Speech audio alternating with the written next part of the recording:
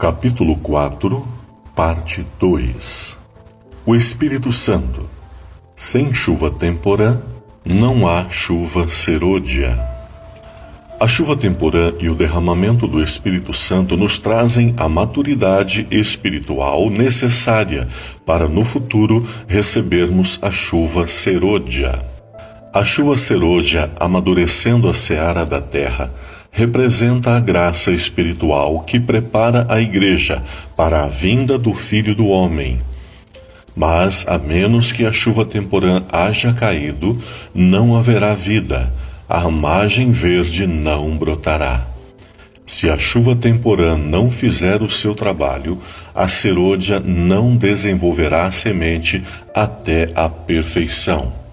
A fé pela qual vivo, página 332. O Espírito Santo e a santificação. Esta obra, santificação, unicamente pode ser efetuada pela fé em Cristo, pelo poder do Espírito de Deus habitando em nós. O Grande Conflito, 469. Será que podemos fazer uma grande obra missionária sem o Espírito Santo? Será que as grandes instituições, programas evangelísticos de sucesso e estratégias missionárias poderosas poderiam se desenvolver sem o Espírito Santo? Andrew Murray, um grande missionário da África do Sul, sabia que isso era possível e que, de fato, esse cenário era a realidade na maior parte do mundo cristão. Ele escreveu: posso pregar, escrever, meditar ou deleitar-me em estar ocupado nas coisas da palavra de Deus e de seu reino. Mesmo assim, o poder do Espírito Santo pode estar claramente ausente. Temo que se observássemos as pregações em toda a Igreja de Cristo e perguntássemos por que há pouquíssimo poder de conversão através da pregação da palavra? Por que trabalhamos tanto e obtemos pouco sucesso para a eternidade? Por que a palavra tem tão pouco poder para edificar os crentes em santidade e consagração? A resposta é a ausência do poder do Espírito Santo. Por que isso acontece? Não há outra razão. A carne e a energia humana tomaram o lugar que o Espírito Santo deveria ter. Leia Gálatas 3:3. O Espírito Santo e a saúde. Rogo-vos, pois, irmãos, pela compaixão de Deus, que apresenteis o vosso corpo em sacrifício vivo, santo e agradável a Deus, que é o vosso culto racional. Romanos 12:1. Não sabeis vós que sois o templo de Deus e que o Espírito de Deus habita em vós? Se alguém destruir o templo de Deus, Deus o destruirá, porque o templo de Deus que sois vós é santo. 1 aos Coríntios 3, 16 e 17. Ou não sabeis que o vosso corpo é o templo do Espírito Santo que habita em vós, proveniente de Deus, e que não sois de vós mesmos? Porque fostes comprados por bom preço. Glorificai, pois, a Deus no vosso corpo e no vosso espírito, os quais pertencem a Deus. 1 aos Coríntios 6, 19 a 20. Ver também Êxodo 15, 26. As pessoas cheias do Espírito Santo são o templo de Deus. Você já parou para pensar nas implicações que isto tem em sua vida? O templo é o lugar onde Deus mora. Deus disse a Moisés: e me farão um santuário e habitarei no meio deles. Êxodo 25:8. Se levarmos a sério esta declaração, o cuidado com a nossa saúde e com o nosso estilo de vida se tornará uma parte intencional no nosso discipulado. Nosso corpo pertence a Deus. Você tem cuidado da propriedade de Deus? Sim, devemos tratar nosso corpo cuidadosamente, de acordo com as instruções de Deus. Isto requer certo grau de disciplina. Alguém que está cheio do Espírito Santo pode praticar essa disciplina com alegria e felicidade. A recompensa é saúde física, mental e espiritual. Já para aqueles que não estão cheios do Espírito Santo, isso será mais difícil e desvantajoso. Deus espera que sejamos tão saudáveis quanto possível, de corpo e alma, para a sua glória, para seu serviço e para nossa própria felicidade. Nesta área, estar cheio do Espírito não é algo substantível. Quando Jesus vive em nós por meio do Espírito Santo, ele se torna o Senhor que te sara. Êxodo 15:26. A cura de Deus é sempre o melhor para a pessoa e o melhor para a glória de Deus. Isto poderia levantar a pergunta: o médico divino cura a todos? Uma senhora veio do Camboja como refugiada e foi ao Hospital da Missão, que se localiza em um campo de refugiados na Tailândia. Ela estava vestida como uma monja budista. Quando chegou, pediu para ser tratada pelo Dr. Jesus, pois lhe falaram a respeito dele. Ela colocou sua confiança nele e foi curada de corpo e alma. Quando voltou para o Camboja, pôde ganhar 37 pessoas para Cristo. Durante a enfermidade do fiel rei Ezequias, o Senhor enviou-lhe uma mensagem: vou te curar. 2 Reis 20, 1-11. Por que não curá-lo com uma única palavra, ao invés de pedir ao rei que aplicasse uma pasta de figos? Será que o Senhor espera de nós participação no processo de cura através de remédios naturais, mudanças na nossa dieta, exercício físico, descanso, etc.? Por que Deus não curou Paulo, mas o deixou com um espinho na carne? O próprio Paulo disse: e para que não me exaltasse pela excelência das revelações, foi-me dado um espinho na carne, a saber, um mensageiro de Satanás para me esbofetear, a fim de não me exaltar. 2 aos Coríntios 12, 7-10. Entretanto, Ellen White nos diz: a influência do Espírito de Deus é o melhor remédio que pode ser recebido por um homem ou uma mulher doentes. O céu é todo saúde, e quanto mais plenamente forem compreendidas as influências celestiais, tanto mais certa será a recuperação do crente enfermo. Medicina e Salvação, página 12. Certo homem de negócios me escreveu algo extraordinário. Ele havia participado de vários seminários de saúde que não o ajudaram muito. Entretanto, quando ele começou a orar diariamente pedindo pelo Espírito Santo, sentiu uma mudança completa. Ele adotou um novo estilo de vida saudável e a dieta vegetariana. Será que isso não nos mostra que o estar cheio do Espírito nos motiva, fortalece e nos dá ânimo para aceitar um estilo de vida saudável? Uma irmã que leu a respeito desta experiência comentou o seguinte: através da minha entrega completa a Jesus, Deus mudou completamente minha vida em apenas um mês. Na manhã seguinte, fiz minha oração de entrega. Fui à cozinha e fiquei frente a frente com a cafeteira.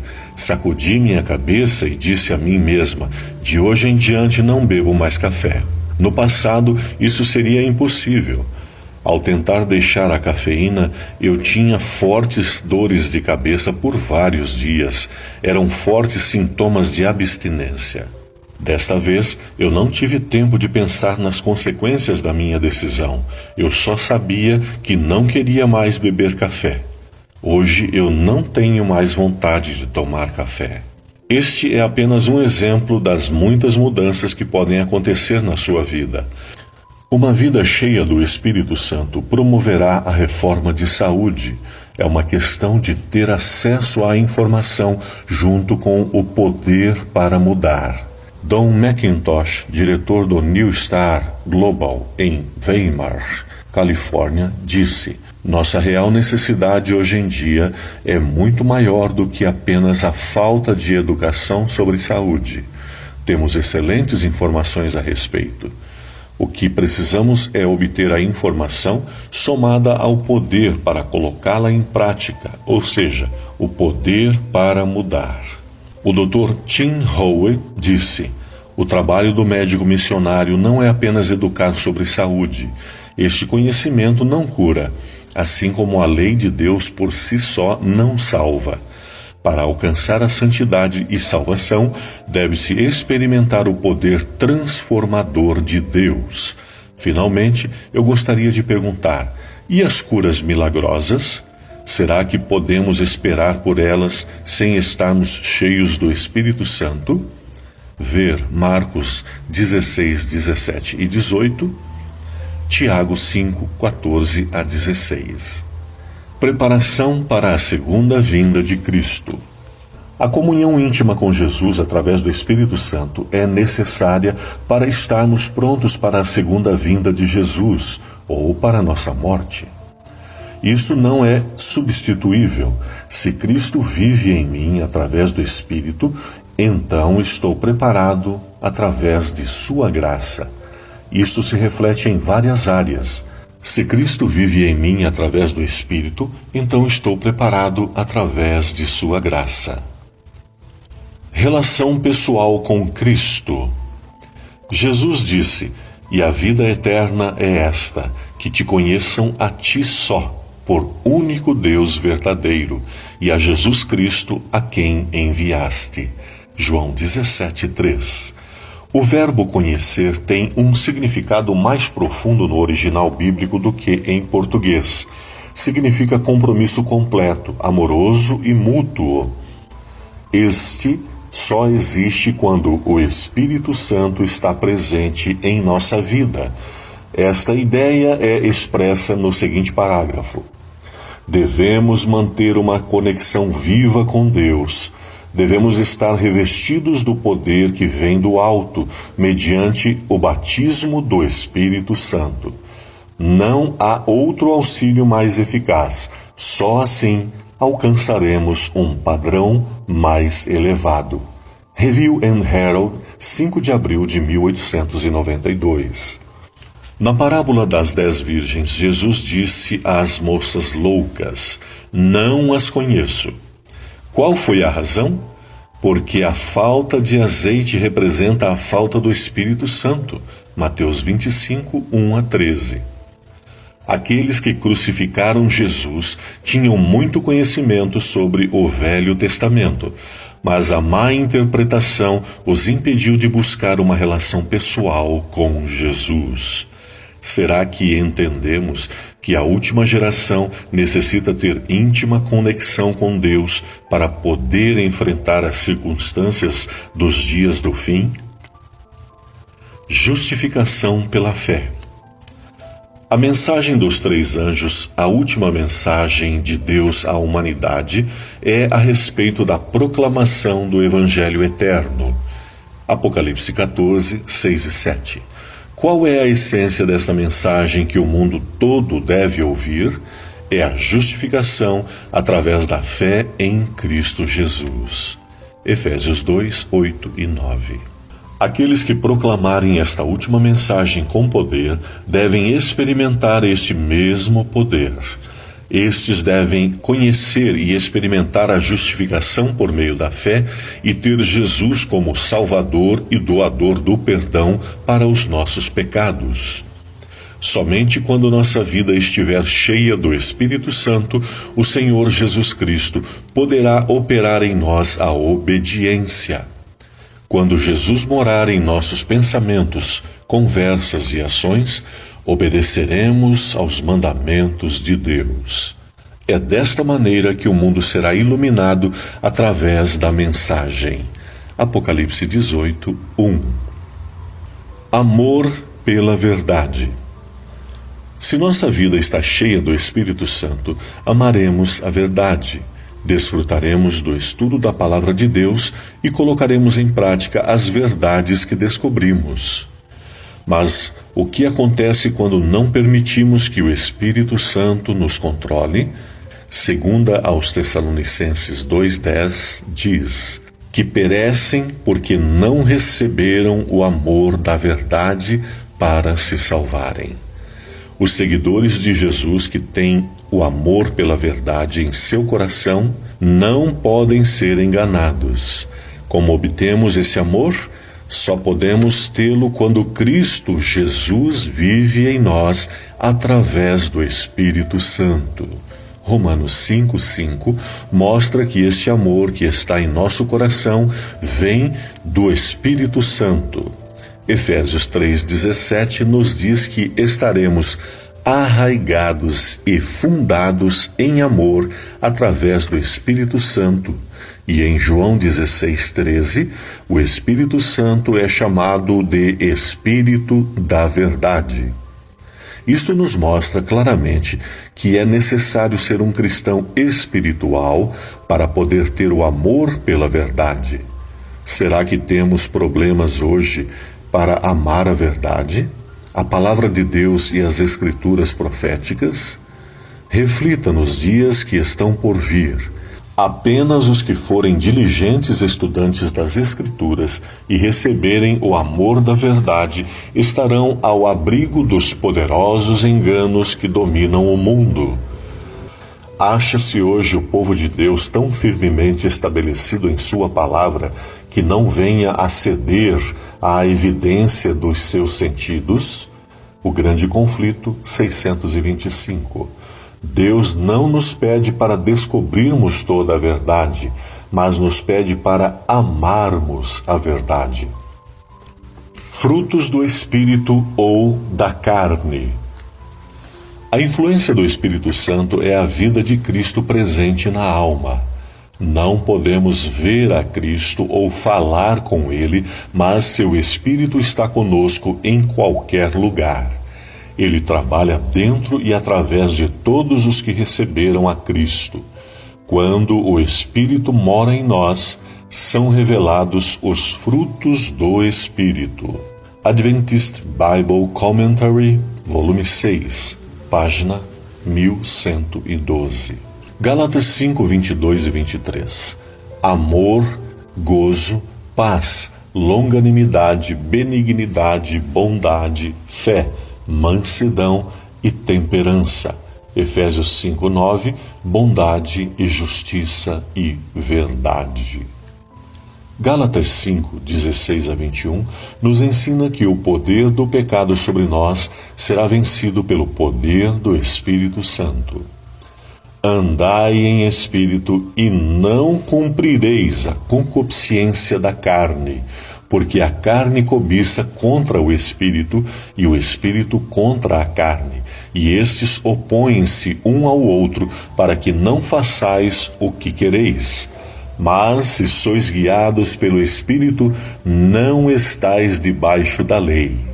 Porque as obras da carne são manifestas, as quais são adultério, fornicação, impureza, lascívia, idolatria, feitiçarias, inimizades, porfias, emulações, iras, pelejas, dissensões, heresias, invejas, homicídios, bebedices, glutonarias e coisas semelhantes a estas, acerca das quais vos declaro, como já antes vos disse, que os que cometem tais coisas não herdarão o reino de Deus. Gálatas 5, 19 a 21.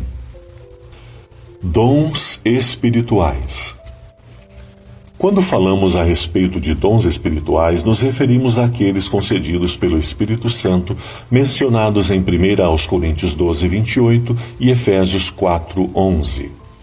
Dons que geram apóstolos, profetas, evangelistas, pastores, professores, aqueles que fazem milagres, os que curam, os que ajudam, os que administram e os que têm o dom de línguas. Esses dons ajudam a aperfeiçoar os santos para a obra do ministério, validam o testemunho da igreja e concedem orientação e liderança. O Espírito Santo também concede dons diferentes com diferentes propósitos: inteligência, ciência, arte e arquitetura.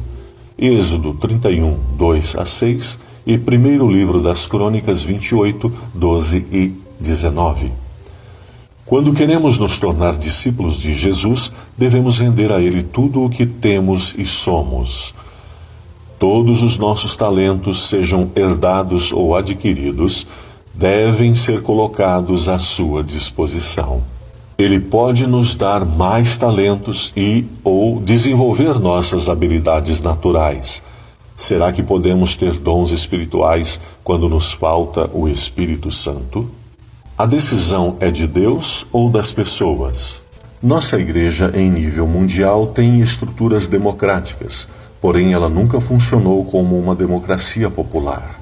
O objetivo principal de se chegar a uma decisão mediante a votação é que cada indivíduo escute a voz de Deus e vote de acordo com ela. Ao escutar a voz de Deus, sua vontade será revelada através do voto. Normalmente, oramos antes de começar qualquer reunião diretiva. Frequentemente, antes de realizar a votação, é oferecido um tempo livre para a oração pessoal, e deste modo cada pessoa saberá claramente a vontade de Deus. Neemias disse: "Então o meu Deus me pôs no coração." Neemias 7:5. E Ellen White comenta a respeito de Neemias capítulo 1. Enquanto ele orava em sua mente, se formava um propósito santo. Será que um cristão carnal pode ouvir a voz de Deus?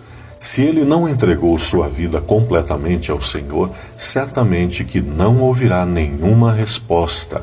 Salmo 66:18, Salmos 25:12. De uma perspectiva humana, quando um cristão carnal vota usando suas melhores habilidades e conhecimentos, tudo bem. Mas quando os acordos são escondidos e baseados em conveniência pessoal, isso se torna manipulação, jogo de poder e pecado. Os líderes têm uma influência muito grande na obra de Deus. Definitivamente, haverá grande diferença se os líderes, irmãos e irmãs, forem chamados por Deus ao invés de serem escolhidos por votos humanos. Isto também pode ter grandes consequências. Enquanto eu lia um livro a respeito da oração, me dei conta de que podemos pedir a Deus que nos mostre o caminho que devemos andar. Salmo 32:8. O escutar a voz de Deus em silêncio mudou minha vida completamente. Falo desta experiência em um artigo com o título De Negociador a Pastor. Há também um ótimo sermão em áudio do pastor Kurt Hassel, Como Tomar Boas Decisões. Existe outro sermão muito profundo, escrito há muitos anos por Henry Drummond, Como Posso Conhecer a Vontade de Deus? Leia a seguir uma experiência que aconteceu no dia 23 de outubro de 2014. O Centro Missionário Country Life Institute, Áustria, em Carinthia, Áustria, precisava tomar uma decisão se deveriam ou não construir um edifício adicional. Havia muitas razões a favor e muitas contra. A pergunta principal era: qual é a vontade de Deus?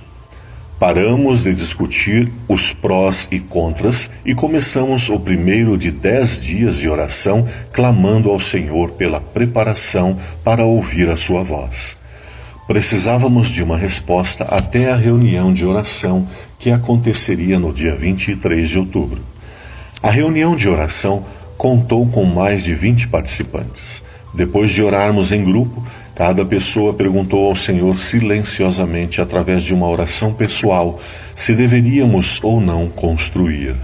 As respostas foram compartilhadas com um grupo da seguinte maneira, escrevendo mais para construir e menos para não construir, e 0 se não tinham resposta, e interrogação juntamente com outro símbolo se não tivessem certeza da resposta.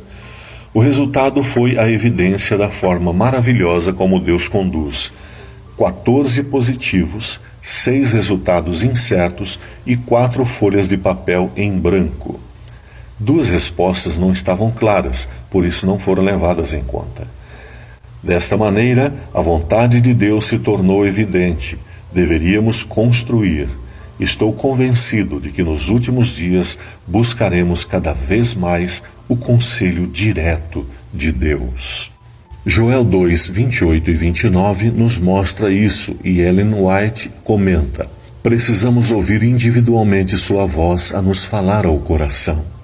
Quando todas as outras vozes silenciam e em sossego esperamos perante Ele, o silêncio da alma torna mais distinta a voz de Deus. Ele nos manda: aquietai-vos e sabei que eu sou Deus. Salmo 46, 10. O desejado de todas as nações, página 253. Dinheiro. Que diferenças existem entre os cristãos carnais e espirituais em relação à ganância e o uso do dinheiro? Será que nós nos vemos como donos dos recursos ou como mordomos de Deus? O amor do dinheiro e o amor da ostentação têm transformado esse mundo num covil de ladrões e criminosos. As Escrituras indicam a ganância e opressão que prevalecerão precisamente antes da segunda vinda de Cristo. Profetas e Reis 334. Os anjos de Deus protegem o seu povo. O anjo do Senhor acampa-se ao redor dos que o temem e os livra. Salmo 34, 7. Um anjo da guarda é designado a todo seguidor de Cristo. Estes vigias celestiais protegem aos justos do poder maligno. O grande conflito, 512. Ao falar sobre pessoas tementes a Deus, seguidoras de Cristo, justos que estão sob a proteção de Deus, isto se aplica a todos aqueles que se consideram cristãos? Isso inclui também todos aqueles que não entregam sua vida por completo a Jesus Cristo? Certamente se aplica às crianças, porque Jesus disse em Mateus 18, 10: Vede, não desprezeis nenhum destes pequeninos, porque eu vos digo que os seus anjos sempre veem a face de meu Pai que está nos céus. Davi, que confiou a sua vida completamente a Deus, sabia que não havia razão para temer. Ele disse: O Senhor é a minha luz e a minha salvação. A quem temerei? O Senhor é a força da minha vida. De quem me recearei? Salmo 27, 1. Eu recomendo a leitura do capítulo 31 do livro Grande Conflito. É a respeito do ministério dos anjos bons. Será uma grande alegria para cada filho de Deus. Comentário final. Só temos estudado algumas poucas áreas, porém existem muitas outras da vida e fé que podem ser analisadas. As seguintes palavras aplicam-se a todas elas. Mesmo com suas diferenças, notamos que não existe uma única área que não obtenha vantagens com a presença do Espírito Santo. Por outro lado, não existe nenhuma área que não obtenha desvantagens com a falta do Espírito Santo. Será que isso não deveria ser uma grande motivação para dedicarmos nossa vida diariamente a Deus? E também pedir a Ele que derrame sobre nós o seu Espírito constantemente? Alguns anos atrás, um avião Boeing 707 saiu do aeroporto de Tóquio rumo a Londres.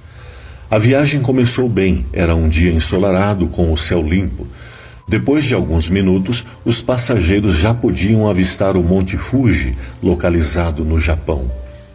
Repentinamente, o piloto teve a ideia de voar em círculos para que os passageiros pudessem desfrutar da exótica paisagem. Ele deixou a rota do voo designada e optou por voo visual. Durante o voo visual, o piloto dispensa a segurança oferecida pela torre de controle e depende completamente do que está apenas ao alcance de sua visão. O piloto viu a montanha abaixo dele. Seu altímetro indicava 13.000 pés, mas ele não viu os ventos de outono e as rajadas que violentamente envolviam o Monte Fuji. O Boeing 707 não era projetado para suportar esse tipo de vento. O avião se partiu no ar e caiu. Infelizmente, todos os passageiros morreram. O cristão, segundo a carne, vive no mundo visual. Ele toma todas as decisões e, apesar de suas boas intenções, irá fracassar. O cristão espiritual vive através do Espírito Santo em uma relação de amor e confiança com o seu Senhor. Isto o levará seguro ao seu destino final. Oração. Pai nosso que estás nos céus, te agradeço pela presença de Jesus e a diferença positiva que o Espírito Santo causa em nós e em nossa obra. Por favor, abra meus olhos para que eu veja a obra do Espírito Santo.